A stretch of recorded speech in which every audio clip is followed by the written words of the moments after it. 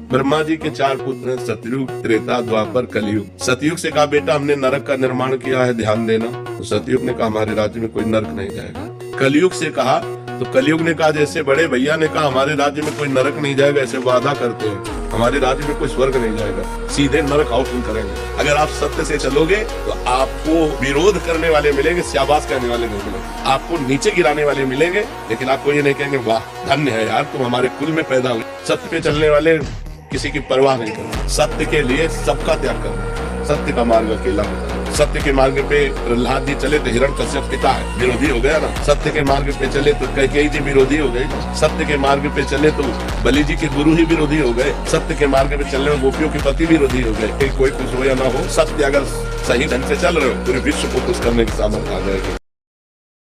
पाप करे माला झोली लिए ऐसे सरकार है, वो बगुला भक्ति भगवान को पसंद है। दूसरों के साथ छल कपट करता है, दूसरों को दुख देता है, मनमानी आचरण करता है, दिखावे के लिए माला चलाता है या दान पुण्य भी करता है, वो नरक जाएगा, कल्याण नहीं होने वाला है। छल कपट करके दूसरों को दुख दो और आप सोचो कि हम नाम जप करके भगवान को प्राप्त कर लेंगे। नाम जप काम ही नहीं करेगा। जब दिव्यास्त्र दिया जाता तो बता दिया जाता था कि इसका प्रयोग यही होगा, इसके अलावा और प्रयोग करोगे तो तुम्हारी हानि हो जाएगी, नरक जाओगे, बचोगे नहीं। हमारी जो श्री जी है ये नित्य किशोरी है।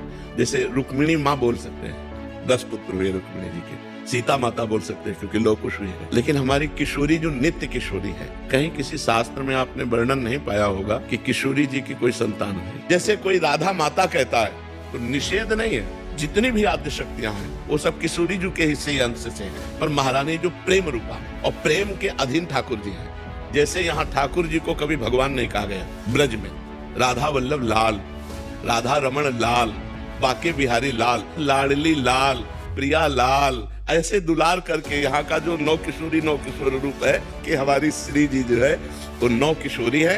पर अगर कोई माता कहता है तो निषेध नहीं है, क्योंकि सब मात्र शक्तियां उन्हीं से प्रकट हुई है, दैवी शक्तियां, तो है श्री जी प्रेम स्वरूपा।